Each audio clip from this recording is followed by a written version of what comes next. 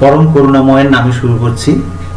প্রিয় শিক্ষার্থী, সম্মানিত সহকর্মীবৃন্দ, সম্মানিত দর্শকবৃন্দ, আজকে আমার অনার্স প্রথম বর্ষ ক্লাস চলাকালীন নেটওয়ার্কের ব্যাপক বিপর্যয়ের কারণে আমি আমার ছাত্রছাত্রীদের যেটুকু দিতে চেয়েছিলাম, সত্যি বলতে কি তার খুব একটা কিছু দিতে পারিনি। নিজের বিবেকের তাড়নায় ছাত্রছাত্রীদের কিছু দেব বলে এখন এই মুহূর্তে ক্লাসটির চুম্বক অংশ আমি খুব দ্রুততার সাথে 15 মিনিটের মধ্যে একটু দেওয়ার চেষ্টা করছি।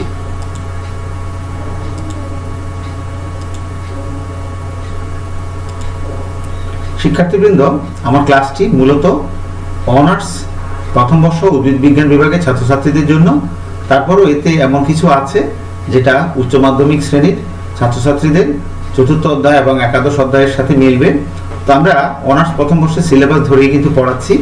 সেক্ষেত্রে এদের অর্থাৎ গ্রুপ বি অংশে human physiology and applied geology যে অংশটা আছে তার হিউম্যান ফিজিওলজি থেকে আমি আজকের পড়াটা পড়াচ্ছি।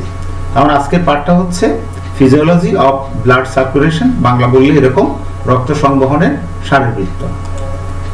আমাদের জন্য এখানে যে শিক্ষণপটটা রাখা আছে আমি খুব দ্রুততার সাথে একটু পড়ে দিচ্ছি।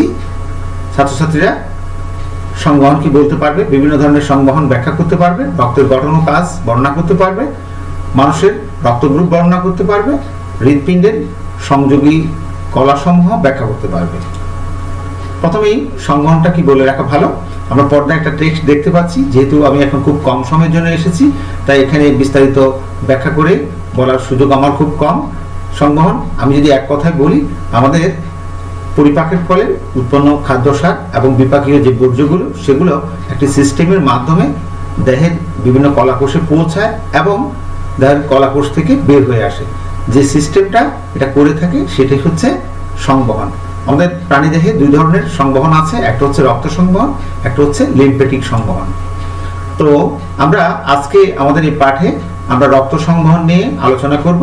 রক্ত সংবহন সাধারণত আমরা দু ধরনের দেখি, একটা হচ্ছে মুক্ত রক্ত সংবহন, একটা বদ্ধ রক্ত সংবহন।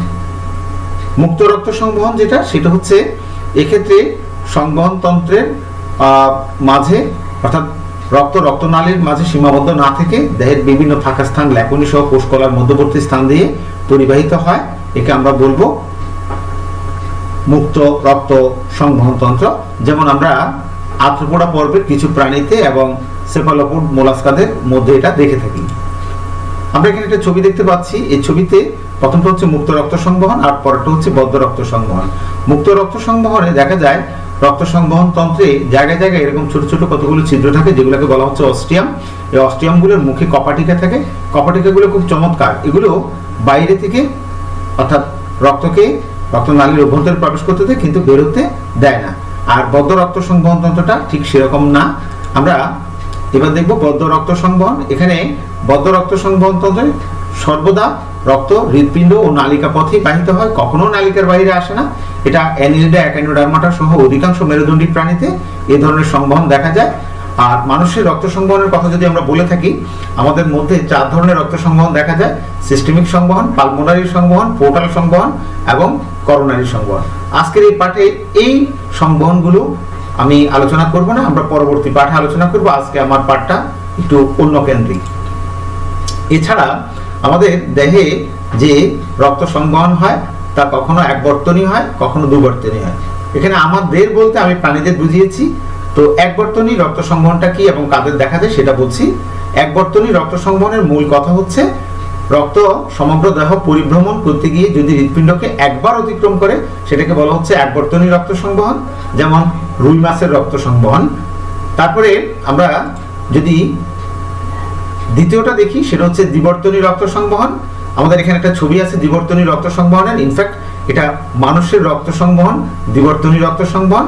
এবার আমি ব্যাখ্যা করছি দ্বিবর্তনী রক্ত সংবহন। দ্বিবর্তনী রক্ত সংবহনের মূল কথাটা হচ্ছে রক্ত পরিবাহিত হতে গিয়ে দুবার হৃৎপিণ্ডকে অতিক্রম করে। আমরা এখানে একটা অ্যানিমেটেড পিকচার দেখতে পাচ্ছি। সেখানে আমরা দেখতে পাচ্ছি রক্ত প্রথমে অর্থাৎ ডান অলিন্দ, ডান নিলয়, সেখান থেকে বের হয়ে রক্ত যাচ্ছে ফুসফুসে। ফুসফুসে রক্ত পরিশোধিত হওয়ার পর সেই রক্তটা আবার আসতেছে বাম অলিন্দে, সেখান থেকে বাম নিলয় থেকে এই রক্ত অর্থাৎ রক্তনালীর মাধ্যমে পরিবাহিত হয়ে সারা দেহকে রক্ত সরবরাহিত করছে। তো এই হচ্ছে গিয়ে দ্বিবর্তনী রক্ত সংবহন। এবার আমরা দ্বিতীয় পর্ব দেখব। দ্বিতীয় পর্ব আমাদের জন্য রাখা আছে রক্ত। রক্ত কি, আমি স্লাইডে কিছু জিনিসের অবতারণা করেছি, এখানে কোনো সংজ্ঞা বলিনি। আসলে এগুলো সবগুলো হচ্ছে রক্তের বৈশিষ্ট্য। হ্যাঁ, রক্তের বৈশিষ্ট্যগুলো যদি আমাদের জানা থাকে আমরা রক্ত কি ব্যাখ্যা করতে পারবো। তো রক্ত হচ্ছে লাল বর্ণের ঈষৎ খাদ্যনীল পদার্থ, এর স্বাদ লবণাক্ত এবং এটা এক ধরনের তরল যোজক কলা, পিএইচ 7.35 থেকে 7.45। রক্তকে আমরা প্রথমত দুভাগে ভাগ করতে পারি, রক্তরস বা প্লাজমা এবং রক্তকণিকা। প্লাজমার পরিমাণ হচ্ছে রক্তে 55%, রক্তকণিকার পরিমাণ হচ্ছে 45%। প্লাজমার 90 থেকে 92 ভাগ হচ্ছে পানি, আর 8 থেকে 10% হচ্ছে কঠিন পদার্থ। কঠিন পদার্থের মধ্যে আছে অজৈব পদার্থ এবং জৈব পদার্থ। তো যে অজৈব পদার্থগুলো আছে তার মধ্যে আছে sodium, potassium, magnesium, phosphorus, calcium, তামা, লোহা ইত্যাদি। আর জৈব পদার্থকে যদি আমরা বলি সেটাকে আমরা 3 ভাগে ভাগ করতে পারি, প্রোটিন এবং প্রোটিনবিহীন নাইট্রোজেন গঠিত পদার্থ এবং অন্যান্য কিছু জৈব বস্তু। প্রোটিন জাতীয় পদার্থগুলো হচ্ছে serum albumin, serum globulin, prothrombin, ট্রাইপিরোনোজেন। আর প্রোটিনবিহীন যে পদার্থগুলো সেগুলো হচ্ছে mainly urea, ammonia, uric acid, creatinine, xanthine ইত্যাদি। আর অন্যান্য জৈব পদার্থের মধ্যে আমরা যে খাদ্য সারগুলো আমাদের মধ্যে পাওয়া যায় রক্তে, যেমন গ্লুকোজ, হরমোন, এনজাইম, কোলেস্টেরল ইত্যাদি। তো বাকি যে অংশটা থেকে যায় রক্তকণিকা, রক্তকণিকার মেইনলি ধরন হচ্ছে 3টা। একটা হচ্ছে লোহিত রক্তকণিকা, একটা হচ্ছে শ্বেত রক্তকণিকা, একটা হচ্ছে অনুচক্রিকা। এবার আমরা দেখব রক্তরস আমাদের জন্য কি কাজ করে। রক্তরস আমাদের জন্য যে কাজগুলো করে আমি স্লাইডে দিয়েছি, আমি এখন সময়ের স্বল্পতার জন্য ব্যাখ্যা করব না, তোমরা ইচ্ছা করলে স্লাইড থেকে দেখে নিতে পারো। এবার আমরা এক এক করে রক্তকণিকাগুলো বলবো। প্রথমত লোহিত রক্তকণিকা বা এরিথ্রোসাইট। তো প্রত্যেকটা রক্তকণিকার ক্ষেত্রেই আমরা যেটা করব সেটা হচ্ছে এদের আকৃতি, এদের গঠন, এদের অবস্থান, এদের উৎপত্তিস্থল, এদের সংখ্যা এবং এদের আয়ুষ্কাল আমরা বলবো। এখানে লোহিত রক্তকণিকাটা দেওয়া আছে। তাহলে আমরা চলে যাচ্ছি পরের স্লাইডে। লোহিত রক্তকণিকার কাজ, আমরা এখানে 3টে কাজের কথা বলবো। প্রথম কাজ হচ্ছে এখানে অর্থাৎ ফুসফুসের মধ্যে অক্সিজেন এবং কার্বন ডাইঅক্সাইড যে গ্যাসের বিনিময় হয় এই কাজটা করে। দ্বিতীয় কাজটা হচ্ছে অর্থাৎ হিমোগ্লোবিন বাফার হিসাবে রক্তে অম্লক্ষারের ভারসাম্য রক্ষা করে। আর তৃতীয় কাজটা হচ্ছে লোহিত রক্তকণিকার প্লাজমা ঝিল্লিতে অর্থাৎ অ্যান্টিজেন থাকে যেটা কিনা আমাদেরকে রক্ত গ্রুপ নির্ণয়ে সাহায্য করে। এছাড়া আরও অনেক কাজ আছে, আমি এরপর আর কন্টিনিউ করছি না। শ্বেত রক্তকণিকা সেম জিনিস, আমরা এখানে আকৃতি, গঠন, উৎপত্তিস্থল, সংখ্যা সব কিছু স্লাইডে দিয়ে দিয়েছি, এটা নিয়ে আর বিস্তারিত বলছি না। শ্বেত রক্তকণিকাকে আমরা দুভাগে ভাগ করব, একটা হচ্ছে দানাদার শ্বেত রক্তকণিকা আর একটা হচ্ছে অদানাদার শ্বেত রক্তকণিকা। তো এগুলোর নাম যেমন এরকম ইওসিনোফিল, নিউট্রোফিল, ব্যাসোফিল, এই যেগুলো ফিলযুক্ত এগুলো সবগুলো হচ্ছে দানাদার। আর কিছু কিছু আছে যেমন মনোসাইট, লিম্ফোসাইট, এগুলো হচ্ছে অদানাদার। আমরা এবার দেখব শ্বেত রক্তকণিকার কাজ। শ্বেত রক্তকণিকার কাজও বেশ কিছু আছে, আমরা উল্লেখযোগ্য 2-3টের কথা বলবো। প্রথম হচ্ছে মনোসাইট এবং নিউট্রোফিল, যেটা এটা ফ্যাগোসাইটোসিস প্রক্রিয়ায় জীবাণু ধ্বংস করে বা ভক্ষণ করে। আর লিম্ফোসাইটগুলো অ্যান্টিবডি সৃষ্টি করে রোগ প্রতিরোধ করে। ব্যাসোফিল বলে যে জিনিসটা আছে, এই ব্যাসোফিল কি করে? ব্যাসোফিল আমাদেরকে অর্থাৎ রক্তে হ্যাপারিন সৃষ্টি করে, যার কারণে রক্তনালীর অভ্যন্তরে রক্ত জমাট বাঁধে না। ইওসিনোফিল রক্তে প্রবিষ্ট কৃমি, লার্ভা এবং অ্যালার্জিক অ্যান্টিবডি ধ্বংস করে। অনুচক্রিকা তৃতীয় ধরন এবং শেষ ধরন রক্তকণিকার মধ্যে। এগুলোর আকৃতি আসলে অনেকটা অনির্দিষ্ট আকৃতি। তো গঠন এটা সাধারণত সামান্য ঝিল্লি এবং সামান্য সাইটোপ্লাজম যুক্ত এবং নিউক্লিয়াসবিহীন। অবস্থান এটা রক্তরসে, এটার অবস্থান ধ্বংস হয় যকৃৎ এবং প্লিহার ম্যাক্রোফেজের মাধ্যমে। আর উৎপত্তিস্থল হচ্ছে লাল অস্থিমজ্জার মেগা ক্যারিওসাইট কোষ থেকে এগুলো উৎপন্ন হয়। প্রতি ঘন মিলিমিটার রক্তে এদের সংখ্যা হচ্ছে 1.5 থেকে 4 লক্ষ পর্যন্ত। আয়ুষ্কাল হচ্ছে 8 থেকে 12 দিন। তো কী কাজ করে? এদের মূল কাজ হচ্ছে আসলে অস্থায়ী প্লাক সৃষ্টির মাধ্যমে রক্তপাত বন্ধ করে, রক্ত জমাট ত্বরান্বিত করে এবং কখনো কখনো অর্থাৎ ক্লটিং ফ্যাক্টর ক্ষরণ করে। আর ফ্যাগোসাইটোসিস প্রক্রিয়ায় ভাইরাস ব্যাকটেরিয়া ধ্বংস করে। এছাড়া সেরাটোনিন বলে এক ধরনের রাসায়নিক পদার্থ আছে, সেটা নিঃসরণ করে রক্তনালীকে সংকুচিত করে যাতে করে রক্ত বের হওয়ার পরিমাণটা কমে যায়। এখানে একটা ক্ষতিগ্রস্ত রক্তনালী দেওয়া আছে যেখানে অনুচক্রিকা উপস্থিত হয়ে সেখানে প্লাক সৃষ্টির মাধ্যমে রক্তনালীকে মেরামত করে, ফলে রক্তক্ষরণ বন্ধ হয়। এবার আমাদের পর্ব 3, আমরা পর্ব 3-এ পড়াবো এবিও ব্লাড গ্রুপ। আসলে সব মানুষের রক্তই লাল, কিন্তু তা সত্ত্বেও সব মানুষের রক্ত এক না। তো 1901 সালে একজন বিজ্ঞানী কার্ল ল্যান্ডস্টেনার এটা অর্থাৎ কার রক্তে কি অ্যান্টিজেন আছে কি নেই এটার ভিত্তিতে রক্তের একটা গ্রুপ আবিষ্কার করেন, যেটা এবিও ব্লাড গ্রুপ অথবা ল্যান্ডস্টেনার ব্লাড গ্রুপ নামে পরিচিত। তো এই মুহূর্তে সবচেয়ে বেশি আলোচিত দুটো শব্দ হচ্ছে অ্যান্টিজেন এবং অ্যান্টিবডি। তা আমি এখানে স্লাইডে দিয়ে দিয়েছি, আমি সময় স্বল্পতার জন্য এখন বলছি না। তারপরে আমরা দেখব এ বি ও রক্ত গ্রুপ। মানুষের রক্তের লোহিত রক্তকণিকায় এরকমের কতগুলো অ্যান্টিজেন থাকে। তো এই অ্যান্টিজেন কি আছে কি নেই এটার উপর ভিত্তি করে মানুষের রক্তকে 4 ভাগে ভাগ করা হয়। সেই 4 ভাগ হচ্ছে এ বি, এ বি ও। তো এটাকেই বলা হচ্ছে আসলে এবিও ব্লাড গ্রুপ। আমরা এবার দেখব এই এবিও ব্লাড গ্রুপের বৈশিষ্ট্যটা কি। কোনো ব্যক্তির রক্তে যদি অ্যান্টিজেন হিসাবে এ থাকে, দ্যাট ইজ আরবিসিতে অ্যান্টিজেন যদি এ থাকে তাহলে তার রক্তের গ্রুপ এ, আরবিসিতে অ্যান্টিজেন বি থাকলে বি, আরবিসিতে অ্যান্টিজেন, আরবিসি মানে হচ্ছে লোহিত রক্তকণিকা, যদি এ ও বি উভয় থাকে তাহলে হচ্ছে এবি গ্রুপ, আর যদি একটিও অ্যান্টিজেন না থাকে তাহলে সেটা হচ্ছে আমার ও গ্রুপ। আমরা নিচের ছবিটা একটু খেয়াল করলে এগুলোর মধ্যে তফাৎটা বুঝতে পারবো। আর আমরা এবার যেটা দেখবো এবিও ব্লাড গ্রুপের বৈশিষ্ট্য, অর্থাৎ এ বি এবং ও। তো এখানে যার রক্তে যে অ্যান্টিজেন আছে সেই অনুযায়ী তার নাম হয়। যেমন এ ব্লাড গ্রুপের অ্যান্টিজেন এ, সেক্ষেত্রে তার অ্যান্টিবডিটা হবে বি, আর যাদেরকে সে দিতে পারে সেটা হচ্ছে এ গ্রুপ এবং এবি গ্রুপ, আর যাদের রক্ত সে গ্রহণ করতে পারে সেটা হচ্ছে এ গ্রুপ এবং ও গ্রুপ। একইভাবে বি এর ক্ষেত্রেও আমরা ছকে দেখিয়েছি, এবির ক্ষেত্রেও দেখিয়েছি, ওর ক্ষেত্রেও দেখিয়েছি।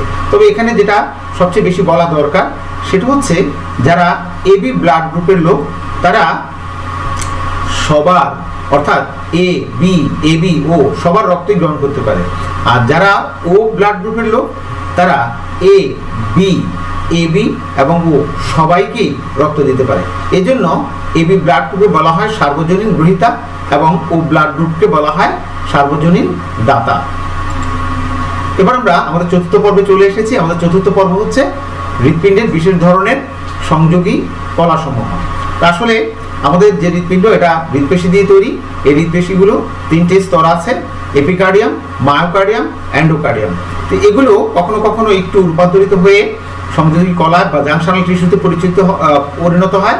তো 5 ধরনের সংযোগী কলা থাকে সাধারণত। সংযোগী কলা এটা হচ্ছে যেমন সাইনোআর্টেরিয়াল নোড, আন্তঃনোডীয় তন্তুপদ ও ব্যাকম্যানের bundle, atrioventricular node, bundle of His এবং পার্কিনজি তন্তু। আমি প্রথমে দেখাচ্ছি সাইনোআর্টেরিয়াল নোড। এটাকে বলা হয় পেসমেকার, অর্থাৎ আমাদের প্রাকৃতিক পেসমেকার যেটা গড গিফটেড। এটা ঠিক এই জায়গাটাতে, অর্থাৎ কিনা যেটা ডান অলিন্দের প্রাচীর এবং ঊর্ধ্ব মহাশিরার নিকটে অবস্থিত। এখান থেকেই হৃদয় স্পন্দনের সূচনা হয় বৈদ্যুতিক তাড়নার মাধ্যমে। আমরা এখানে একটা ছোট্ট ভিডিও দেখতে পারি। তো ভিডিওটা এরকমের, আমরা দেখব কি করে SAN থেকে এই SA নোড থেকে অর্থাৎ বিদ্যুৎ তরঙ্গের সৃষ্টি হচ্ছে, যা কিনা এক সময় পুরো হৃৎপিণ্ডে অর্থাৎ উদ্দীপনাটাকে ছড়িয়ে দিচ্ছে। এসএ নোড থেকে যাবে এবি নোডে অর্থাৎ অ্যাট্রিওভেন্ট্রিকুলার নোডে, সেখান থেকে পরবর্তীতে অর্থাৎ যাবে বান্ডেল অফ হিস এবং পার্কিনজি তন্তুতে। এভাবে পুরো হৃৎপিণ্ডে এই হৃদয় স্পন্দনটা ছড়িয়ে যাবে।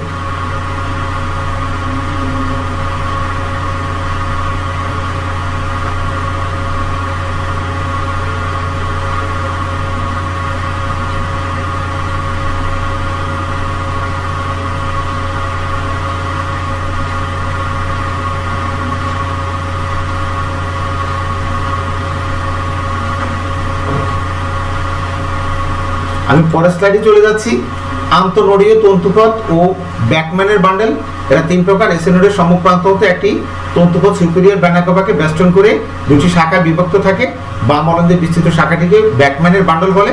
অপর শাখাটি ডান অলিন্দের প্রাচীর বেয়ে নিচে এসে এবি নোডের সাথে মিলিত হয়। দ্বিতীয় তৃতীয় তন্তু পথটি এসএ নোডের পশ্চাৎ প্রান্ত হতে সুপিরিয়র ভেনা কাভাকে বেষ্টন করে নিচের দিকে নেমে এসে এবি নোডের সাথে মিলিত হয়। তৃতীয় যে জিনিসটা সেটা হচ্ছে অ্যাট্রিওভেন্ট্রিকুলার নোড। এটা এসএ নোডের পরে। এটাকে অনেক সময় যেটা বলা হয় অর্থাৎ এটাকে বলা হচ্ছে রিজার্ভ পেসমেকার। তো এখান থেকে অর্থাৎ এরা এসএন থেকে উদ্দীপনা পেয়ে থাকে এবং পরবর্তীতে উদ্দীপনা অর্থাৎ বান্ডেল অফ হিজ এর মাধ্যমে নিলয়ের প্রাচীরে এরা ছড়িয়ে দেয়। তারপর আছে বান্ডেল অফ হিজ, 1893 সালে বিজ্ঞানী হিজ এটা আবিষ্কার করেন এবং এরা কি করে, এরা এবি নোডের পশ্চাৎ প্রান্ত থেকে একটি পেশল বান্ডল আন্তঃনিলয় পর্দার দিকে এগিয়ে এসে দ্বিধা বিভক্ত হয়ে যায়। ঠিক এখানটাতে এটাকে বলছি আমি বান্ডল অফ হিজ। এটা ডান দিক এবং বাম দিক উভয় দিকে শাখা আছে। অলিন্দির উদ্দীপনা নিলয়ে পৌঁছে দেওয়াটাই হচ্ছে এর কাজ। সর্বশেষ যেটা বলবো সেটা হচ্ছে পার্কিনজি তন্তু। এই তন্তুগুলো বান্ডল অফ হিজ থেকে উৎপন্ন হয়, আন্তঃনিলয় পর্দা থেকে সরাসরি ক্যাপিলারি প্রশিতে পৌঁছে বিস্তার লাভ করে এবং নিলয়ের পার্শ্বপ্রাচীরে গিয়ে সমাপ্ত হয়। আর এরা প্রতি মিনিটে 30 থেকে 35টি হৃদ উদ্দীপনা সৃষ্টিতে সক্ষম। আমি চিত্রে এটা দেখিয়েছি। আমরা এতক্ষণ আলোচনা শুনলাম, এবার খুব দ্রুত আমরা কিছু প্রশ্ন দেখে নিই। তোমাদের পরীক্ষাতে সাধারণত যে ধরনের প্রশ্নগুলো হয়, এখানে 1 থেকে 5 পর্যন্ত কতগুলো প্রশ্ন দেওয়া আছে, এগুলো সবগুলো সংক্ষিপ্ত প্রশ্ন। আশা করি বাসায় চর্চা করবে, তোমরা এতে ভালো করতে পারবে। তারপরে এখানে 2 ধরনের প্রশ্ন দেওয়া আছে, খ বিভাগ এবং গ বিভাগ। খ বিভাগের প্রশ্নগুলো একটু বর্ণনামূলক, এখানে 2 থেকে 4 নাম্বার থাকে।